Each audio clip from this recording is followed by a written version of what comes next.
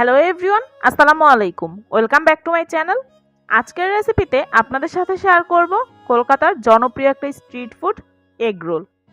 খুব সহজভাবে অল্প কিছু উপকরণ দিয়ে কিন্তু এটা তৈরি করা যায়। আশা করছি আজকের এই দারুণ মজার এগ রোলের রেসিপিটা কিন্তু আপনাদের কাছে ভালো লাগবে। প্রথমেই এগ রোল তৈরি করার জন্য আমরা পরোটার খামিরটা তৈরি করে নিচ্ছি। এখানে নিয়ে নিয়েছি মেজারমেন্ট কাপের 2 কাপ পরিমাণ ময়দা, সেই সাথে আধা চা চামচের মতো দিয়ে দিয়েছি লবণ। 2 টেবিল চামচ দিয়ে দিয়েছি রান্নার রেগুলার তেল। এখন তেলের সাথে একটু সময় নিয়ে ঘষে ঘষে সুন্দর করে ময়দা আর তেলটা মিশিয়ে নিতে হবে। যখন খুব সুন্দর মতো মেশানো হয়ে যাবে ওই পর্যায়ে দেখবেন যে এরকম চাপ দিলে একটা দলা পাকিয়ে যাচ্ছে, আবার এটা কিন্তু আলতো হাতে প্রেস করলে ভেঙেও যাচ্ছে। তেলের সাথে মেশানো হয়ে গিয়েছে। এখন এর মধ্যে রুমের স্বাভাবিক তাপমাত্রার পানি অল্প অল্প করে দিয়ে একটা ডো তৈরি করে নিচ্ছি। ডোটা তৈরি করতে হবে আমরা রুটি তৈরি করার জন্য ঠিক যেরকম ডো তৈরি করি ওই রকম। খুব বেশি সফট বা খুব বেশি শক্ত ডো কিন্তু তৈরি করা যাবে না। এখন এই খামিরটাকে রেস্টে রেখে দিচ্ছি 15 থেকে 20 মিনিটের জন্য। এতে করে এই ডোটা আগের থেকে অনেকটাই সফট হয়ে যাবে। এই ফাঁকে আমরা ডিমের মিশ্রণটা তৈরি করে নিচ্ছি। এখানে দিয়ে দিচ্ছি 3টা ডিম। চাইলে শুধু এই ডিম আর লবণ দিয়ে খুব ভালো মতো মিশিয়েই কিন্তু ব্যবহার করতে পারেন, তবে আমার কাছে মনে হয় যে আরও কিছু উপকরণ ব্যবহার করলে এই এগ রোলটা খেতে অনেক বেশি মজার হয়ে থাকে। দিয়ে দিয়েছি এখানে 1 টেবিল চামচ করে পেঁয়াজ কুচি আর ধনিয়া পাতা কুচি, সেই সাথে 1 চা চামচের মতো দিয়ে দিচ্ছি কাঁচামরিচ কুচি, তবে ঝালটা কিন্তু নিজেদের পছন্দ মতো কম বেশি করে ব্যবহার করা যাবে। আধা চা চামচ পরিমাণ দিয়ে দিয়েছি কালো গোলমরিচের গুঁড়া, চাইলে কিন্তু সাদা গোলমরিচের গুঁড়াটাও ব্যবহার করা যাবে। ডিমের জন্য স্বাদমতো কিছুটা লবণ দিয়ে দিচ্ছি, সেই সাথে এখানে দিয়ে দিচ্ছি 1 চা চামচ পরিমাণ চাট মশলা। চেষ্টা করবেন অবশ্যই এই চাট মশলাটা ব্যবহার করতে, এতে করে খুব সুন্দর একটা ফ্লেভার আসে আর খেতেও কিন্তু এই এগ রোলটা অনেক মজার হয়ে থাকে। এখন সবকিছু খুব ভালো করে মিশিয়ে একটা সাইডে রেখে দিচ্ছি। আর এইদিকে 15 মিনিট পরে দেখতেই পাচ্ছেন ডোটা কিন্তু আগের থেকে অনেকটাই সফট হয়ে গিয়েছে। এখন এটাকে আবারও 3-4 মিনিটের মতো একটু সুন্দর করে মথে নিচ্ছি। আজকে আমি যে পরিমাণ এখানে ময়দা ব্যবহার করেছি অর্থাৎ 2 কাপ, তা থেকে আমি 6টা এরকম টুকরো করে নিয়েছি। আপনারা রোলগুলো ঠিক কতটা বড় বা ছোট করে তৈরি করবেন ওইভাবে কিন্তু নিজেদের পছন্দ মতো এখানে এগ রোলগুলো তৈরি করে নেওয়া যাবে। প্রথমে একটা লেচি নিয়ে একটা পাতলা রুটি বেলে নিচ্ছি। এখন এর মধ্যে দিয়ে দিচ্ছি সামান্য একটু তেল।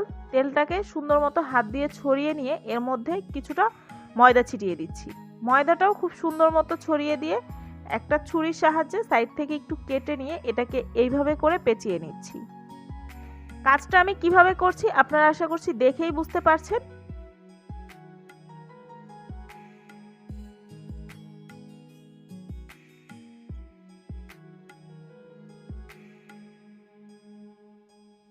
এরপরে আবারও একটা লেচির শেপ দিয়ে এটাকে হাত দিয়ে একটু ছড়িয়ে নিয়ে এরপরে এটাকে বেলে নিচ্ছি। এই পরোটাগুলো কিন্তু খুব বেশি মোটা বা একেবারেও পাতলা করা যাবে না, এরকম করেই পরোটাগুলো তৈরি করে নিতে হবে। এরপরে একটা ফ্রাই প্যানের মধ্যে পরোটাগুলো প্রথমে তেল ছাড়াই আমি একটু ভেজে নিচ্ছি।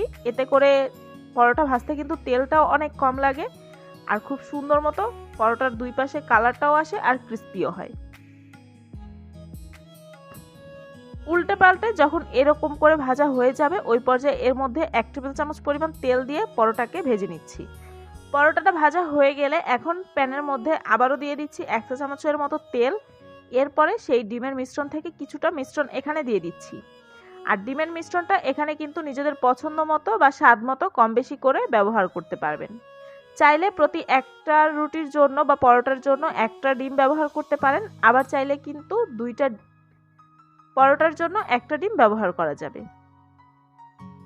সুন্দর মতো আবারও উল্টে পাল্টে একটু ভেজে নিচ্ছি। এখন এটাকে তুলে নিচ্ছি। এখানে একটা বোলের মধ্যে আমি নিয়ে নিয়েছি শসা কুচি, কাঁচামরিচ কুচি আর পেঁয়াজ কুচি। এই উপকরণগুলোর পরিমাপ আমি বলছি না, নিজেদের স্বাদ মতো কিন্তু কম বেশি করে ব্যবহার করা যাবে। সামান্য একটু লবণ, সেই সাথে দিয়ে দিচ্ছি 1 টেবিল চামচ পরিমাণ লেবুর রস। লেবুর রসটা অবশ্যই চেষ্টা করবেন ব্যবহার করতে, এতে করে টেস্টটা অনেক ভালো আসে।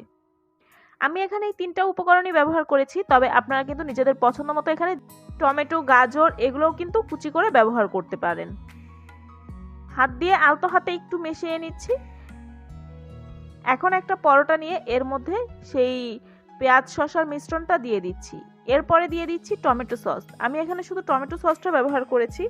যদি আপনাদের হাতের কাছে থাকে সেক্ষেত্রে কিন্তু মেয়োনিজটাও ব্যবহার করা যাবে, বা নিজেদের স্বাদ মতো বা পছন্দ মতো যে কোনো সসই কিন্তু এখানে ব্যবহার করা যাবে। আবারও কিছু শসা পেঁয়াজের মিশ্রণ দিয়ে এখন এটাকে ফোল্ড করে নিচ্ছি। চাইলে কিন্তু ফয়েল পেপার বা বেকিং পেপার দিয়েও এই রোলগুলো সুন্দর মতো পেঁচিয়ে নিতে পারেন। বাচ্চাদের টিফিনের জন্য বা বিকালের নাস্তা হিসেবে বা সকালের নাস্তায় কিন্তু বেশ জমে যাবে। তৈরি করা একেবারেই সহজ। আশা করছি আমার আজকের রেসিপিটা আপনাদের কাছে ভালো লেগেছে। যদি ভালো লেগে থাকে ভিডিওটিতে একটি লাইক দিয়ে ফ্রেন্ডস অ্যান্ড ফ্যামিলির সাথে আমার আজকের রেসিপিটা শেয়ার করবেন। আমার চ্যানেলটা যদি এখনও সাবস্ক্রাইব করে না থাকেন তাহলে প্লিজ আমার চ্যানেলটা সাবস্ক্রাইব করবেন। সবাই খুব বেশি ভালো থাকবেন। আল্লাহ হাফেজ।